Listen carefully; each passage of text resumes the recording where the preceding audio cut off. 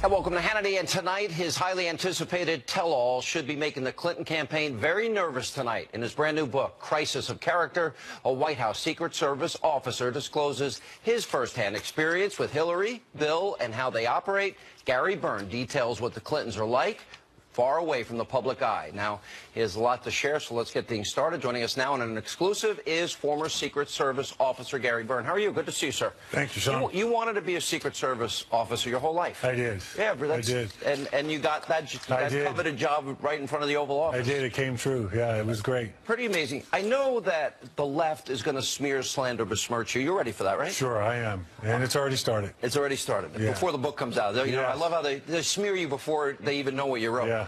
I'm going to start at the end of the book, because you talk about why you wrote this book. You said, what I learned from the Clintons firsthand the hard way is important. In 2016, she's running again, and you felt compelled to tell the story because why? Let me ask that. Because I want Americans to know what the real Clinton administration is like. Mrs. Clinton is not a leader. She's a very, very angry person all the time. I've seen many instances that I talk about in my book, Crisis of Character, where she displays this holier-than-thou attitude, do as I say, not as I do. She's a dictator. She comes across as a dictator. I've seen her berate many people, and myself included. And I've never seen any example that would lead me to believe that she could lead this country. I mean, you know, you describe a woman that is very phony. In other words, you talk about how she'd tell you to go to hell, or tell another agent to go blank himself. Correct. And how she threw a Bible at a Secret Service officer or agent. Yes, sir. Okay, and the vase story, which we'll get to in a minute. Right. But if the cameras were on, she was close to Bill, but it was manufactured. It was not real. Absolutely. Camera goes off, different person. Yeah. And if she had guests, she'd say, oh, he's my favorite Secret Service guy. Sure. She actually did that to me one time when she berated me about an hour before over something, and then introduced me to this tour from Arkansas, a group of people that were getting a special tour, and told them what a wonderful, I was her favorite officer, and patted me on the back, and almost to the point where I almost believed her, but I knew what the truth was. Yeah. I'd seen this behavior before. You said, and with Hillary Clinton's latest rise, I realized her own leadership style, volcanic, impulsive, enabled by sycophants, disdainful of the rules set for everyone else, has not changed a bit. A lot has been made about temperament and the temperament of a president. Yes. You're describing someone by far that does not have control of her emotions or temperament. Yeah, she exhibits some very dangerous behavior, as I would describe it. She gets angry at things that are policy issues that, you know, take time to fix, and she's got this attitude where she wants things fixed right now, immediately. She screams and yells at people, and there's procedures. You know, government is very bogged down with rules and regulations, and so yeah, there's many examples that I cite in my book where she blows up at people. Like I said, she's blown up at me before, and agents and her staff. At one time, I saw her staff so afraid to tell her about a mistake that was made. They weren't upset about the waste of the mistake, ordering the wrong invitations. They were terrified that someone was going to have to tell Hillary Clinton that there was a mistake made. Oh, by the way, you're not the only one to say this. George Stephanopoulos, he described her as having a horrible temper. Dee Dee Myers is another person. Yeah. And you even quoted George, I know, in the book. Yes. And then you write, though portrayed as a long-suffering spouse of an unfaithful husband whose infidelities I personally observed, and we'll get to that in a minute, and know to be true, she was anything but a sympathetic victim.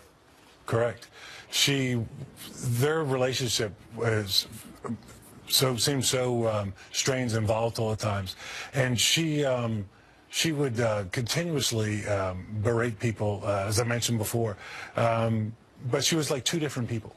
Again, she would be polite and nice to everybody when the cameras were on, and then when they were off, she was this cold, distant Seconds later. Just almost instantly. I mean, that's what I've experienced quite a few times. Yeah. All right, look, you tell a couple of stories, and I think our audience would want to hear them. Sure. One story is the vase story. Sure. The other story is the blue glove story. Right. And I think they give some insight into what you saw on a regular basis. Sure. So the vase story is, I came in one morning to go to work early, came in, worked out, and then as I headed over to the post, I ran into house residence workers that were going home, and they said, oh, you better go over and see your buddy. We had a problem last night.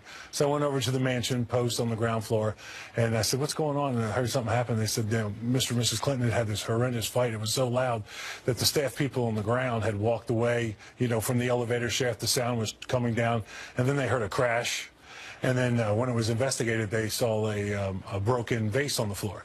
Now, this has been reported to be not true, and they reported it that a lamp was thrown. Well, a lamp wasn't thrown, a vase was. Now, the vase was on one side of the room, right, and broken on the other side of the room. Right. The vase was sat on a long oblong table that was on the so it didn't fall.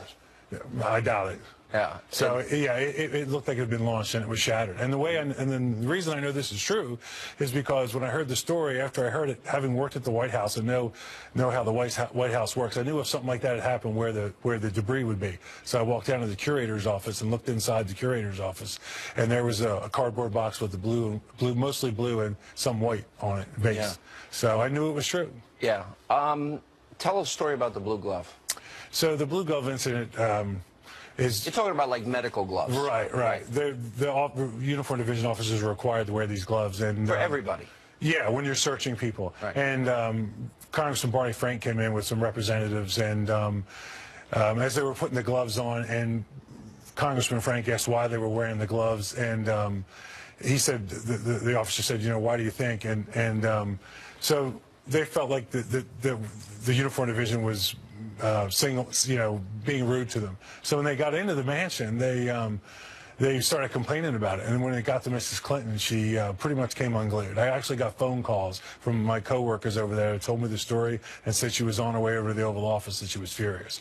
You tell that it ended up that she literally went down to the Oval Office to see Bill Clinton. Yes. Wanting all the agents fired. All the uniform division officers. All the uniform division officers fired. Yes. They were always against us from the beginning because they had worked for former President George H.W. Bush. Right. She was paranoid about us, and for no reason. I know it sounds silly for me to say this now because I'm talking about it, but we're incredibly loyal to them. And many times, as I detail in my book, Crisis of Character, I tried to help them. I tried to do the right thing for them and hide some of this stuff, but you couldn't help them. It's this perpetual scandal, one after the other. It's like you can't help them help themselves. Yeah. And this temper issue of hers was not uncommon. This was a regular, you described somebody that has almost on a daily basis. Sure. Maybe a daily basis, not so much, but certainly a lot. I saw it so much that I became numb to it almost. And I always go back to what I was told by a sheriff from Arkansas one time. And we were debating whether they would get elected. This is before they started running. I was down there on a protection detail for former President George Herbert Walker Bush. And the guy said, let me tell you something about these people, Gary. I've known them for years. Everything you hear about them is true. And if they run for office, they'll get elected, and they'll be there for 8 years. Yeah. And he wasn't just, he was serious as a heart attack. He almost looked right through me. And he knew these people deep, well. Yeah. So it's just the same thing that we heard about in Arkansas, all these rumors, it became true at the White House. And would these fights be something common knowledge? Everybody knew there was a lot of fighting. Look, I know we did a pretty good job of hiding it. We helped them hide it. That's our job in this Secret Service. You helped him also hide his infidelity. Well, yeah, I did. I mean, I did. At one time when the Navy steward came and was complaining to me near the Oval Office that he had found these towels that were stained with lipstick and other and some fluids, that he was concerned and that he was tired of cleaning up after the president's affair. And in two particular cases, one particular case, I actually took the towels from him, Sean, and put them in a plastic bag, and I destroyed them. I want to get back to that in a second here, but you describe her as dangerous, abusive, and paranoid. Yes. Yes, one of the first things when they first came to the White House, about 2 years before they got there, the Bush administration put in this brand new state-of-the-art telephone system. Well, when they came in, they wanted to change because they thought the Bush administration... Bush has bugged them? Right. Yeah, that's kind of paranoid. Yeah, and it sounds so crazy when you think about it. And so they went and had the phone system changed, and they didn't know it cost money. They actually didn't have the money to pay for it at the time. Before I get into all the issues involving Bill and her and what she knew or didn't know and covering up and lying and you being put in the middle of all this, people use drugs at the White House? Yeah, there were some issues. One of the ones I comment in my book, and I'm very careful not to tell too much about it because I don't want, hopefully this person got on with their lives and live a healthy life. But there was this one particular staff member that they'd come in the morning and they'd be so beat up and exhausted looking, worn out, exhausted, and to the point where they couldn't even say good morning. And they'd go in their office and then they'd go into the bathroom and they'd come out of the bathroom completely elevated and happy and smiling. And it was obvious you thought coke was being used. I did. And then later on I was told that this particular person actually, they did it like something similar to an intervention and got her help and got her to a clinic, and I never did see her again, but I understand she did all right. So. Okay, we have a lot more ground to cover. Yes. All right, we'll continue. We're just getting things started. We'll have much more with former Secret Service officer Gary Byrne right after this break. And coming up, well, how the Clinton campaign is reacting to Gary's tell-all book. Plus, we'll get reaction from Laura Ingraham tonight. That and more tonight, straight ahead. And welcome back to Hannity. So earlier this month, when details from Gary Byrne's tell-all book began coming out, well, the Clinton campaign, they went on the offensive, releasing a short statement saying, quote, Gary Byrne joins the ranks of Ed Klein and other authors in this latest in a long line of books attempting to cash in on the election cycle with their nonsense. Now, it should be put in the fantasy section of the bookstore. We continue now with the author of the book, Crisis of Character. A White House Secret Service officer discloses his firsthand experience with Hillary, Bill, and how they operate. Former Secret Service officer Gary Byrne, 30 years of service. Your book isn't even out, and they smear you. Yes. So now that it's out, I guess they'll really start smearing you. Yes, I believe that is going to happen. Is that as, you tell those stories, go to hell, she would say to officers, go F yourself. Yes. Throwing a Bible at an officer. And an agent, yeah. And even you're saying you lashing out at many agents. Sure, and officers. And now trying to smear a 30-year stellar reputation. Yeah. What's your reaction to that? Well, my reaction is I'm an Air Force veteran. I spent 25 years in the federal law enforcement protecting them, and I realized they're bent out of shape about me coming out and telling the truth, but it is the truth. It's the story of my life, and they just happen to intersect it. And as I mentioned before, the reason I'm doing it... So you expected this? I did. I'm prepared for it. Yeah. I don't like it, but it is what it is. And when I decided to come forward and tell my story, I knew I'd be You expected it because them. you know them. I do. I know them well. You said she berated, meaning Hillary, Vince Foster till he could stand no more. Right. That implies that she drove him, in part. Nobody knows why somebody takes their own life. But I can tell you, when I met Vince Foster in the White House and I saw him walk around, I never saw anybody that didn't want to be there more than he didn't want to be there. He looked so uncomfortable. And there were many incidences or stories where the staff would hear her berating Vince, and she blamed him publicly for some of the things that they didn't get done. And as a lot of people know, in his suicide note, he basically said that, that Washington, D.C. was this terrible, vindictive place, and it was one of the reasons he took his own life. Yeah. I mean, it's a terrible thing. I didn't know him well, but I was very sad when he did take his life, but I was not surprised. You found Bill Clinton, in spite of all his infidelities, a nicer person. He is. Yeah, he's very... would want to give people their time and do and be polite, and was like that more in real life.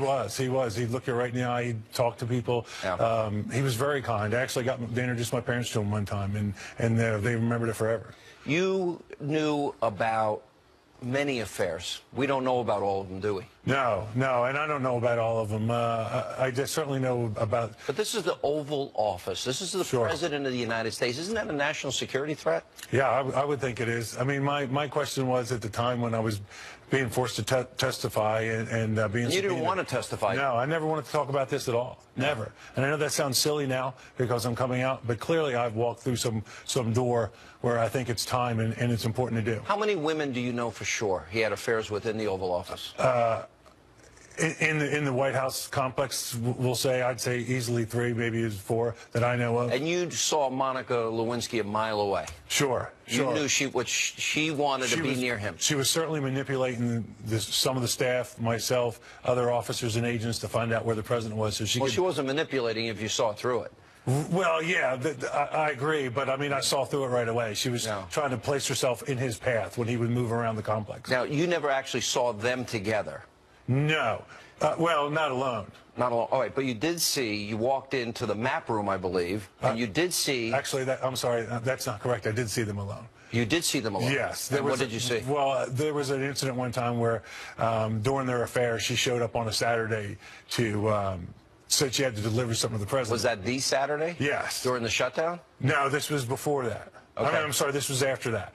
This was after that, and she showed up on a Saturday under the pretense of delivering some newspapers or something, which she already had copies of. The staff wasn't in yet because it was Saturday. Right. And so I blew her off. I told her to leave, and about 5 minutes later, the Oval Office door opened up, and the president said... Somebody come by? Yeah, somebody tried to deliver something to me, and I looked at the agent, and he's like... And after the president closed the door, he said, "I told you, Gary, stay out of it. Don't stop trying to stop her. You know, you don't know what goes on out on the road."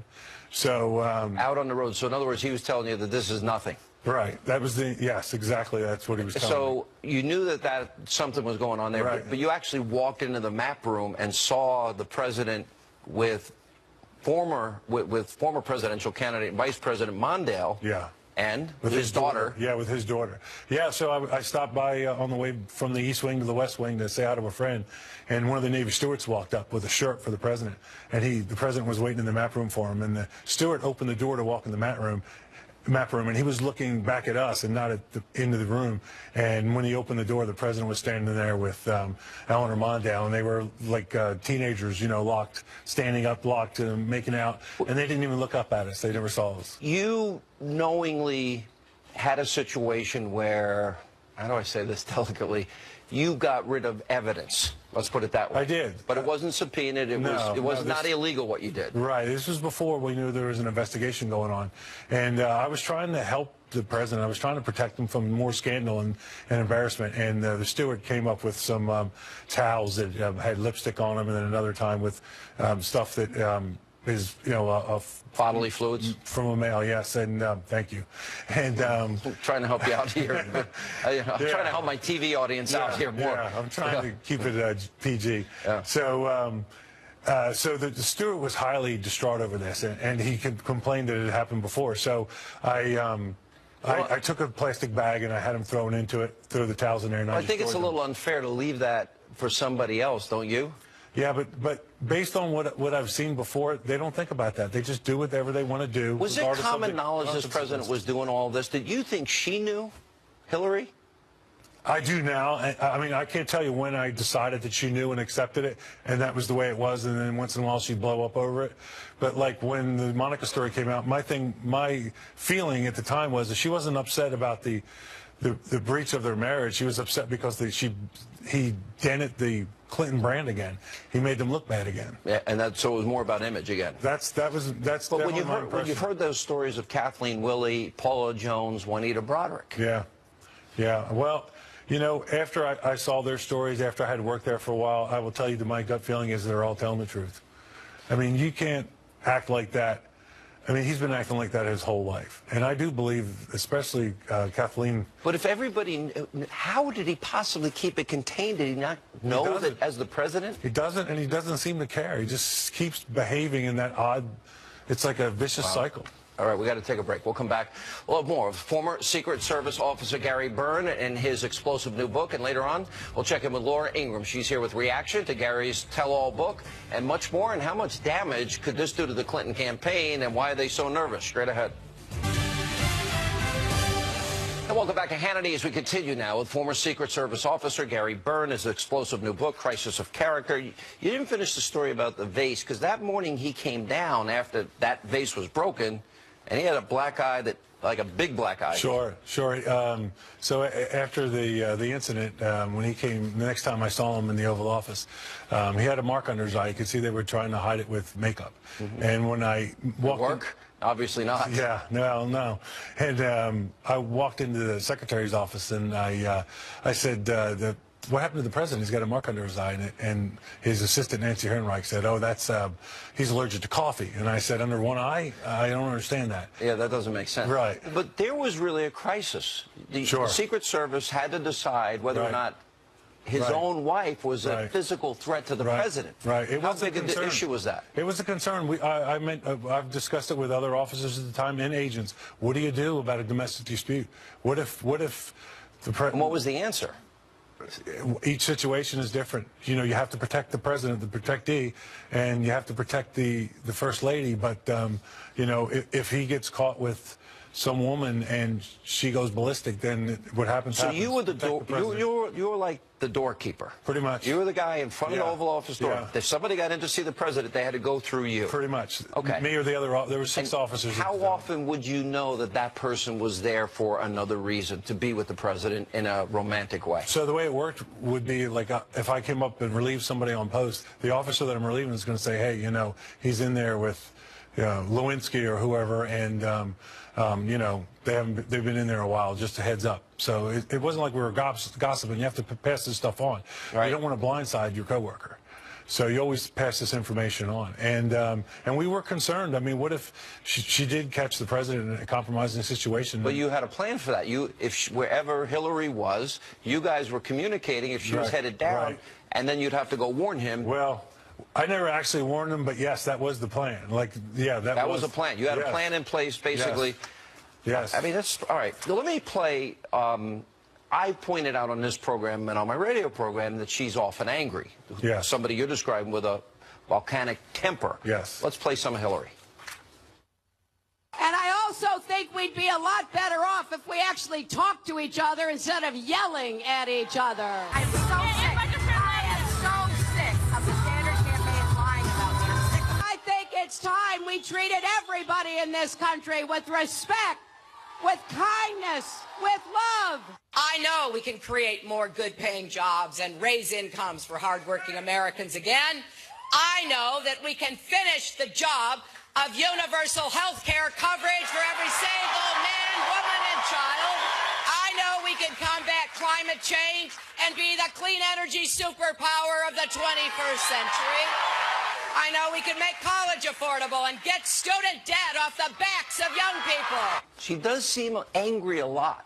Right. And you're saying behind closed doors when nobody's looking, she's that angry person always.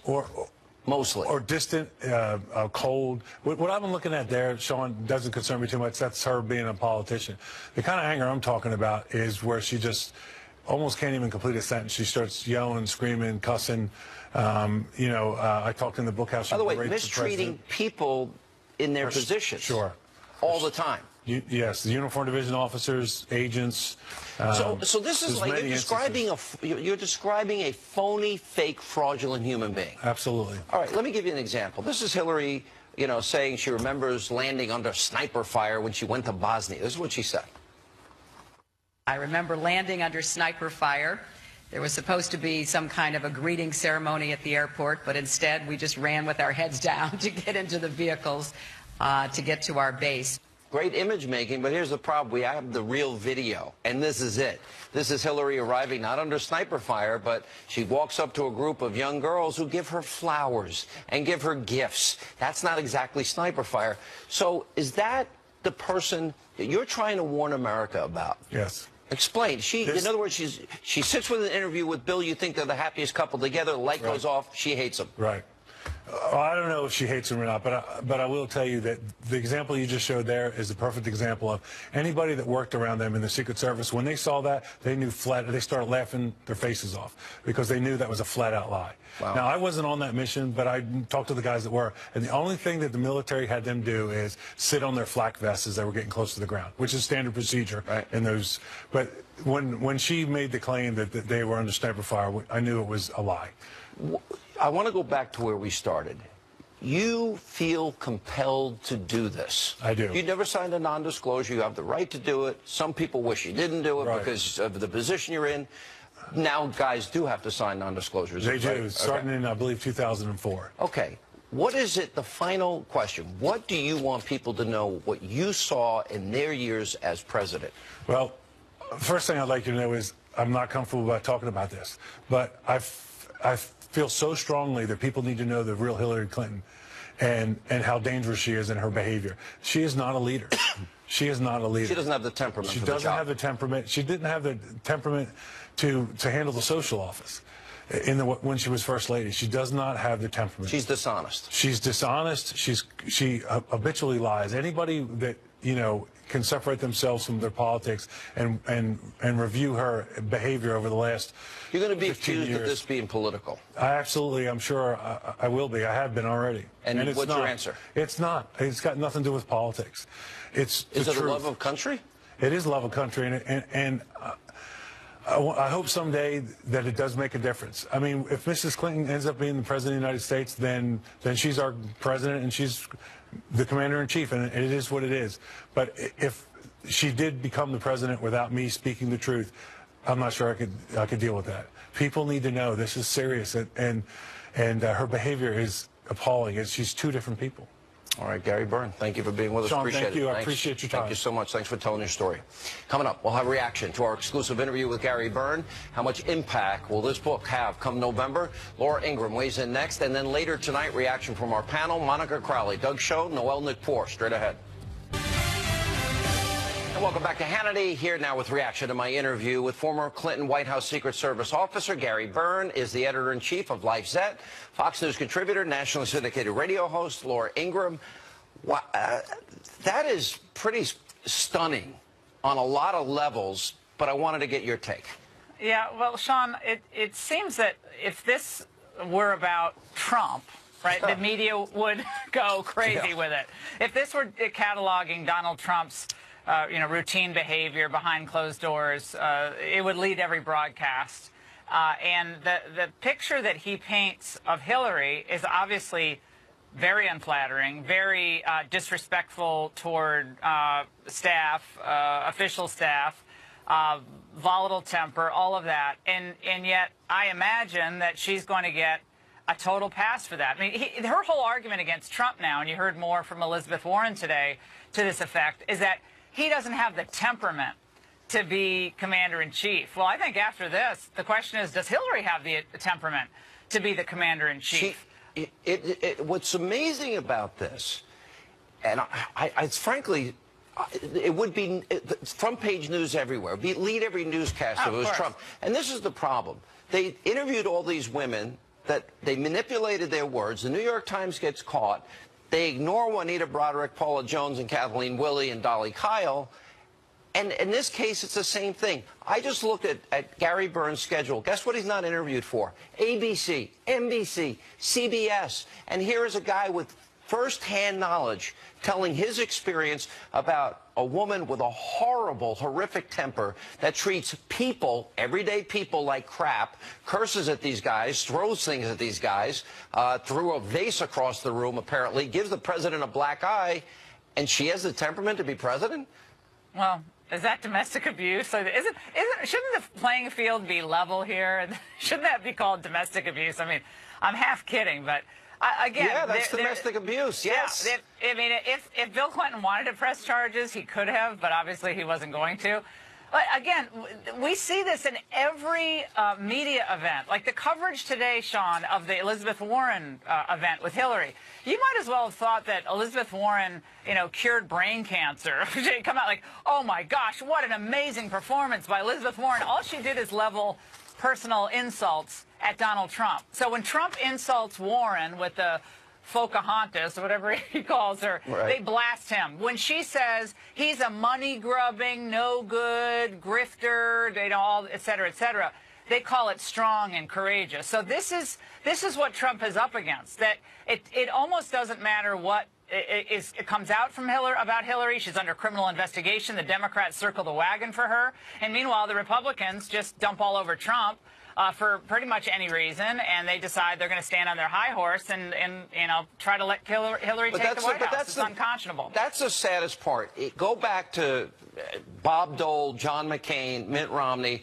every conservative was told to suck it up because your guy lost. It was a fair opportunity. Everybody got a chance to vote. Listen to the people. And look at Paul Ryan today. I mean, he has used harsher terms towards Donald Trump than he ever used against either Hillary or Barack Obama. So, and I think you made a great point, Sean, about listen to the people. And people say, well, Trump only got 35% of the overall vote, and there are all these other candidates. Yeah, that's because there were 17 candidates, and he received a majority of, he received record numbers of votes. But you notice the same thing is being said about Brexit, Sean. And Paul Ryan said, well, he respects the decision.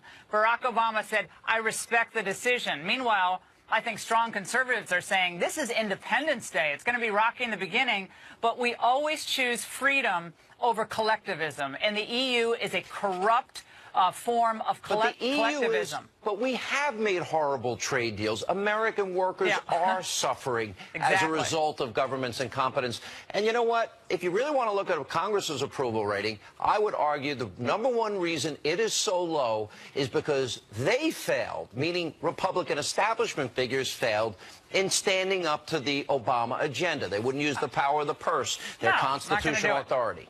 Yeah, well, they don't use that, but then Paul Ryan goes on Fox and says, well, or Marco Rubio, excuse me, and says, well, I'm going to be a check on Trump and Hillary. I'm like, what? When were you a check on Obama? So, you know, this is the stuff I think that drives the average voter who calls himself or herself a conservative, just the working people. Don't you think Trump is right, though? I don't think he needs their support.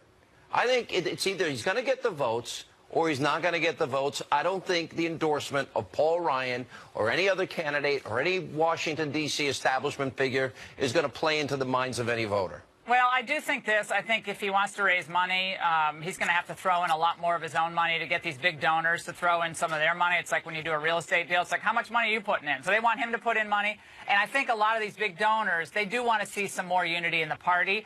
I think it would help to have some of these people, frankly, you know, join up. Is it the be-all, end-all? I don't know. But I think it's better to be unified than not. You can't fight an external and an internal war at the same time, Sean. That's very hard to do. No, listen, it doesn't help, and that's what my frustration comes in. Does Brexit, is that a preview of coming attractions for our election? Well, I think it could be. I wrote about it on Life Set. I think it's the Brexit wake-up call. Whatever happens in November, these problems with our country aren't going away. They're here to stay unless someone courageous fixes them. All right, Laura Ingraham, thank you. Appreciate it. Coming up, more reaction to our exclusive interview with the former Secret Service officer Gary Byrne, Monica Crowley, Doug Schoen, Noel Nickpour. That and more straight ahead tonight on Hannity. And welcome back to Hannity. So, will Gary Byrne's tell-all book have an impact on the presidential elections come November? Joining us now, former Clinton pollster, Fox News contributor Doug Schoen, Fox News contributor and Washington Times columnist Monica Crowley, and Republican strategist Noel Nickpour. She's also, by the way, running for Florida's 18th congressional district. That's Allen West OC, right? You got it. Okay. Yeah. You know the Clintons. I do. Okay. Is Gary Byrne telling the truth? You know, I don't really think it matters if he's telling I didn't the ask you if it matters. I understand. Monica, did I ask him if it matters? These reports, I asked him, is she telling the truth? These reports have been out there time and time again. Doug, I love you, but this is an important question. Okay. Answer truthfully. Yeah. Is he giving an accurate description of her? I did not see anything similar to what George Stephanopoulos did. Well, so did Dee Dee Myers. I wasn't there every day. I was there once or twice. Did you ever see her volcanic temper? I never saw her volcanic temper, no. She kept her distance from the political operation. You are so full of it. I've known you for years. You are just... you know what? Here's the thing.